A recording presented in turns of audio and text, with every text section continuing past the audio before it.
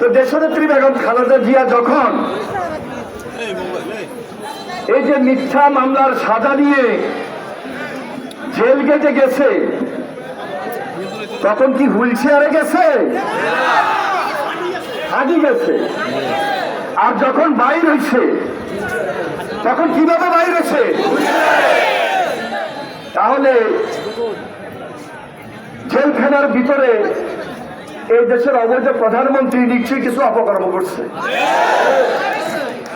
Slow poisoning করতে পারে। তিনি যেন অসুস্থ হয়ে যান, তার জীবন যেন হুমকির মুখে পড়ে, তিনি যেন এই দেশের জনগণের পাশে থেকে কথা না বলতে পারেন, তিনি যেন গণতন্ত্রের জন্য সংগ্রাম না করতে পারেন। এই যে ভোটের অধিকার, ভোটের অধিকার নিয়ে যেন উনি কথা না বলতে পারেন, এই জন্য খালেদা জিয়াকে চিরতর শেষ করে দিতে হবে। এটা ছিল হাসিনার প্ল্যান, উদ্দেশ্য। কিন্তু রাখে আল্লাহ না রেখে বেগম খালেদা জিয়া 2 বছর কারাগারে বন্দী থাকলেও ইনশাল্লাহ মহান আল্লাহ তাআলা তাকে এখনো জীবিত রাখছেন। আমরা দেশনেত্রী বেগম খালেদা জিয়ার মুক্তির জন্য আজকে দেশব্যাপী প্রোগ্রাম করছি। কেন্দ্রীয়ভাবে ঢাকাতে আমরা তার মুক্তির জন্য প্রোগ্রাম করছি। লক্ষ লক্ষ মানুষ ঢাকা শহরে সয়লাব হয়ে গিয়েছে। 28 অক্টোবর পারি নাই, 10 ডিসেম্বর পারি নাই, কিন্তু পারার দিন কি শেষ হয়ে গেছে? নতুন 10 ডিসেম্বর আসবে, নতুন 28 অক্টোবর আসবে। হাসিনা জেনে রাখো, এই দিল্লির মস্তক তোমাকে রক্ষা করতে পারবে না। তুমি দিল্লির সমাবেশে পরিণত হয়েছ। আর দেশনেত্রী বেগম খালেদা জিয়া বাংলার কোয়াজন। এই জন্য বলছি, খালেদা জিয়ার সংগ্রাম, খালেদা জিয়ার সংগ্রাম, গণতন্ত্রের সংগ্রাম, অধিকারের সংগ্রাম। প্রিয় ভাইরা আমার, গত পরশুদিন সারা বাংলাদেশের প্রত্যেকটা মহানগরে প্রোগ্রাম হয়েছে। শুধু একটা স্লোগান, মুক্তি মুক্তি মুক্তি চাই, মুক্তি মুক্তি মুক্তি চাই। সারা দেশব্যাপী আওয়াজ উঠেছে, সারা জনগণের একটাই আওয়াজ, মুক্তি মুক্তি মুক্তি চাই, মুক্তি মুক্তি মুক্তি চাই। আপনাকে খালেদা জিয়াকে মুক্তি দিতে হবে, এর কোনো বিকল্প নাই। আজকে তিনি অসুস্থ, মুমূর্ষু অবস্থায় থাকলো, কারাগারে অন্তরীণ। তাকে হত্যার জন্য, তাকে অসুস্থ করে দুনিয়া থেকে সরে দেওয়ার জন্য যত রকমের কূটকৌশল রচনা করার দরকার আপনি সবাই করেছেন। এটি হত্যার শামিল। এই বাংলাদেশের মানুষ আপনাকে ক্ষমা করবে না। আজকে সারা বাংলাদেশের জেলা জেলায় প্রোগ্রাম, ওই একই স্লোগান। মানুষ ঘুরে দাঁড়িয়েছে, মানুষ রুখে দাঁড়িয়েছে, মানুষ কাউন্টার দিচ্ছে, মানুষ রাজপথে নেমেছে। আমরা শুধু খালেদা জিয়ার মুক্তির জন্য রাজপথে নামি নাই, আমার ভোটের অধিকার প্রতিষ্ঠা করার জন্য আমি রাজপথে নেমেছি। কারণ খালেদা জিয়া মানে বাংলাদেশ, খালেদা জিয়া মানে গণতন্ত্র, খালেদা জিয়া মানে বাংলাদেশের মানুষ, বাংলাদেশের জনগণ, খালেদা জিয়া মানে ভোটের অধিকার। এই অধিকার আমার, আপনার। আজকে যদি স্বাভাবিক রাজনীতি থাকে, আজকে যদি সত্যিকারের রাজনীতি থাকতো, তাহলে দেশনেত্রী বেগম খালেদা জিয়া মুক্ত থাকতেন, মিথ্যা মামলা দিয়ে তাকে সাজা দিতে পারত না। আর দেখেন, এই সর্বশেষ গত 20 জুন উনি ভারতে গিয়েছেন। অবৈধ চুক্তি করেন নাই, দেশ বিরোধী চুক্তি করেন নাই। খালেদা জিয়া যদি মুক্ত থাকতো এই চুক্তি করতে পারত? আমার বুকের উপর দিয়ে রেললাইন যাবে আর আমরা বাংলাদেশের মানুষ বসে থাকবো। এই হাসিনা তাকে মোংলা পোর্ট দিয়েছে ব্যবহার করার জন্য, পায়রা বন্দর দিয়েছে, চট্টগ্রাম পোর্ট দিয়েছে। আজকে যে চুক্তি করছে এই চুক্তি হলো একপাক্ষিক চুক্তি। বাংলাদেশের মানুষের ভাগ্যের পরিবর্তন হয় নাই। আমরা 1972 সালে 25 বছর যে গোলামি করেছি, এই গোলামির চুক্তি তার পিতার আমলে হয়েছে।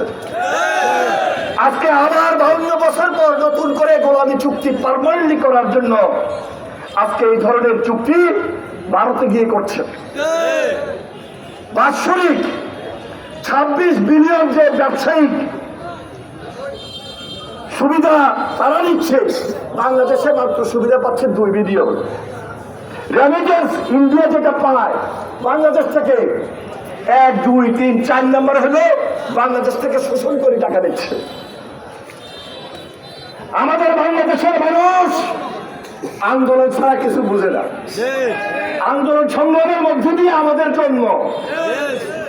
আমরা যখন ছোটবেলায় স্কুলে যাই আমরা রক্ষীবাণীর অত্যাচার দেখেছি, আমরা রক্ষীবাণীর অত্যাচার দেখেছি, নির্যাতন দেখেছি, 72 থেকে 75 দেখেছি। অনেক বয়স্ক মানুষ আছেন 72-75 অত্যাচার, নির্যাতন, দুঃশাসন, দুর্ভিক্ষ দেখেন নাই। তার চেয়ে ভয়াবহ পরিস্থিতি। আর দেশনেত্রী বেগম খালেদা জিয়া 9 বছর এরশাদের বিরুদ্ধে আন্দোলন করেছে, সংগ্রাম করেছে, লড়াই করেছে। আমরা যারা সে সময় ছাত্র ছিলাম, আমরা দেশনেত্রী বেগম খালেদা জিয়ার নেতৃত্বে গণতন্ত্র রক্ষায় নেমেছি, আন্দোলন সংগ্রামের জন্য নেমেছি। 1991 সালে নির্বাচন হয়েছে না? হাসিনা তো ক্ষমতা চলেই আছে, ভাবটা ছিল এরকম। ক্ষমতা আসছে?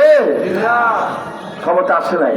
বাংলাদেশের জনগণ দেশনেত্রী বেগম খালেদা জিয়াকে রাষ্ট্রীয় ক্ষমতা বসিয়েছে। খালেদা জিয়া এমন একজন মহিষী নারী, তিনি কখনো দুর্নীতির সঙ্গে আপোষ করেন নাই। তিনি দুর্নীতি, দুঃশাসনের সঙ্গে আপোষ করেন নাই।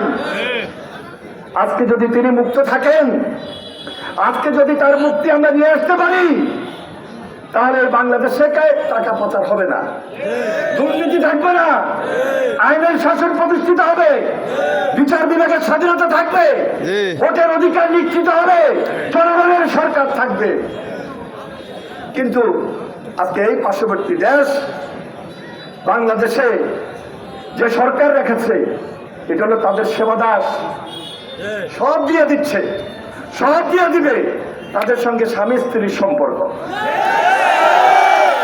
এটা তাদের মন্ত্রীরা বলে নাই, স্বামী স্ত্রীর সম্পর্ক বলে নাই, শুধু আমগো দোষ। তাদের পররাষ্ট্রমন্ত্রী বলে নাই, গত রোড মার্চে মনে আছে তো, সবাই ভেঙে গেছেন না, চিটাং গেছেন না, আমি বক্তৃতা দিছি না, ওই বক্তৃতার মধ্যে কি হাসিনারে গালি দিছি? বক্তৃতার মধ্যে কি কোনো অপরাধ করেছি? আমি খালেদা জিয়ার কথা বলেছি, খালেদা জিয়ার মুক্তির কথা বলেছি, দেশের কথা বলেছি।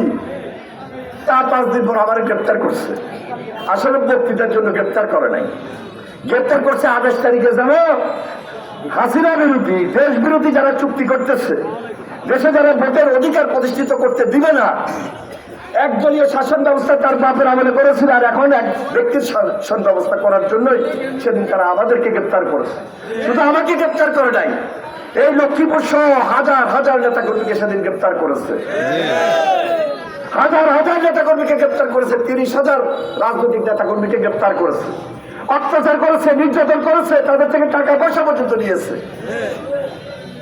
আজকে 14, 18, 24 একই প্রক্রিয়াত ক্ষমতা দখল করে আসছে।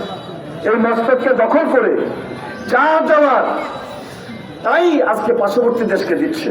এই জন্য এদেশের মানুষের মধ্যে এখন একটা সেন্টিমেন্ট গ্রো করেছে যে বয়কট ইন্ডিয়া। বয়কট ইন্ডিয়া সাধারণ মানুষের সেন্টিমেন্ট না? ব্যক্তিগতভাবে আমি সমর্থন করি, আপনারা সমর্থন করেন। আজকে যদি একটা ক্রিকেট খেলা হয়, এই যে পাকিস্তান আর না না না ইন্ডিয়ার ফাইনাল খেলা কার লোক হইল? South Africa. বাংলাদেশের মানুষ কার পক্ষে বেশি? কিভাবে 2 নম্বরই করে রেজাল্টটা হয়ে গেল, কিভাবে 2 নম্বরই করে রেজাল্টটা হয়ে গেল। এরা হইল ক্রিকেটের আরেক মোড়ল। তার মানে কি, পার্শ্ববর্তী দেশ হিসেবে তো ইন্ডিয়ার লগে আমাদের যদি একটা ভালো সুসম্পর্ক থাকতো আমরা ইন্ডিয়ার সমর্থন দিতাম, ঠিক আছে আমরা ফাইনালে যেতে পারি নাই। কিন্তু বাংলাদেশের মানুষ তাদের যে সেন্টিমেন্ট, ইন্ডিয়াকে সমর্থন দিচ্ছে না, ভারতকে সমর্থন দিচ্ছে না। বাংলাদেশের বসি বাংলাদেশের মানুষ সাউথ আফ্রিকাকে চাইছে যে সাউথ আফ্রিকা চ্যাম্পিয়ন হোক। এখানে হলো পার্থক্য। তাই আজকে আমাদের পার্শ্ববর্তী দেশ তাদেরকে বলছি, সচিব পাঠাবেন, মন্ত্রী পাঠাবেন, ভোটকে নিয়ন্ত্রণ করবেন, সেই দিন শেষ। আর বাংলাদেশের মাটিতে সেই সুযোগ দেওয়া হবে না। কারণ ওই যে কথাটা বলছি, বাংলাদেশের মানুষ ঘুরে দাঁড়িয়েছে, রুখে দাঁড়িয়েছে। আমরা স্বাধীনতা যুদ্ধের সময় ছোট ছিলাম, এদেশের মানুষ শহীদ রাষ্ট্রপতি জিয়া রহমানের নেতৃত্বে স্বাধীনতা যুদ্ধ করেন না। এই বীর মুক্তিযোদ্ধারা এখানে আছে।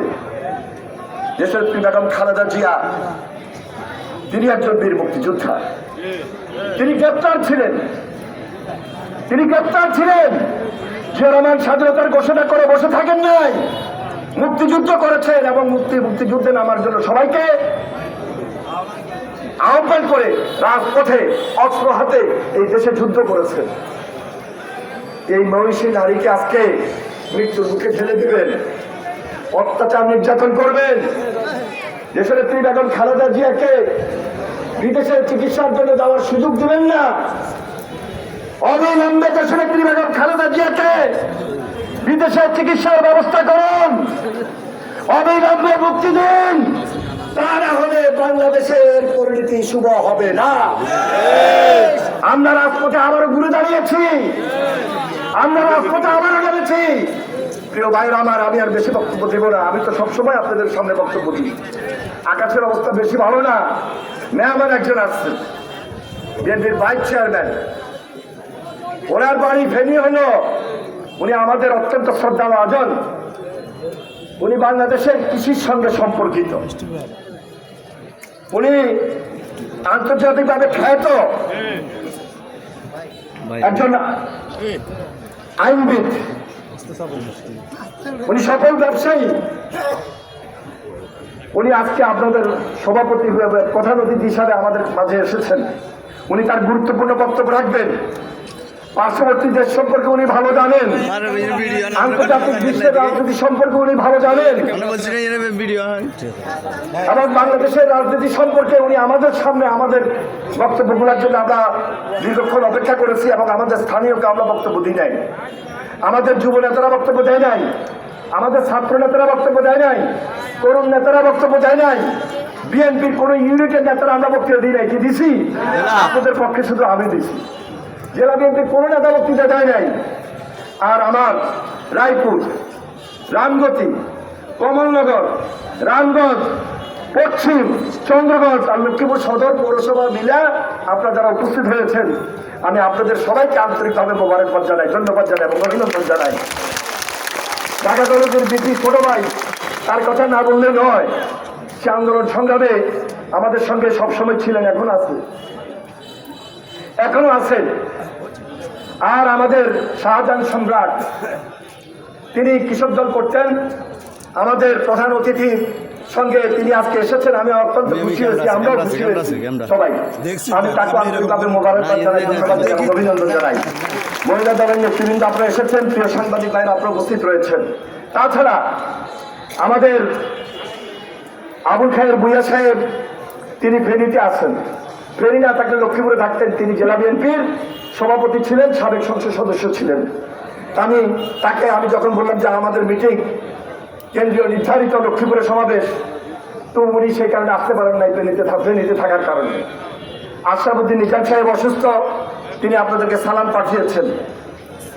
নাজিম সাহেব এবং সেলিম সাহেব দুজনে আমাদের রামগঞ্জের নেতা, না দেশে আছে, দুজনে আপনাদেরকে সালাম পাঠিয়েছেন। আমাদের রামগঞ্জের নেতারাও আসছেন। আর আমাদের জেলা বিএনপি সদস্য সচিব সাহাবুদ্দিন সাবু, তিনি আপাতত দেশের বাইরে আছেন, কয়েকদিনের জন্য গেছেন। তো উনিও টেলিফোনে আমার সঙ্গে কথা হয়েছে, আপনাদের সবাইকে সালাম পাঠিয়েছেন। উপস্থিত সকল পর্যায়ের নেতৃবৃন্দ যারা আজকের এই সভায় উপস্থিত হয়েছেন, দূর দূরান্ত থেকে এসেছেন, রোদ বৃষ্টি সবকিছুকে উপেক্ষা করে আপনাদের সবাইকে আমি আন্তরিকভাবে মোবারকবাদ এবং শুভেচ্ছা জানিয়ে আমার বক্তব্য এখানে শেষ করছি। খোদা হাফেজ। বাংলাদেশ জিন্দাবাদ, জাতীয়তাবাদী দল জিন্দাবাদ, শহীদ অমর হোক দেশনেত্রী বেগম খালেদা জিয়া জিন্দাবাদ, আগামী রাষ্ট্রনায়ক তারেক রহমান জিন্দাবাদ জিন্দাবাদ।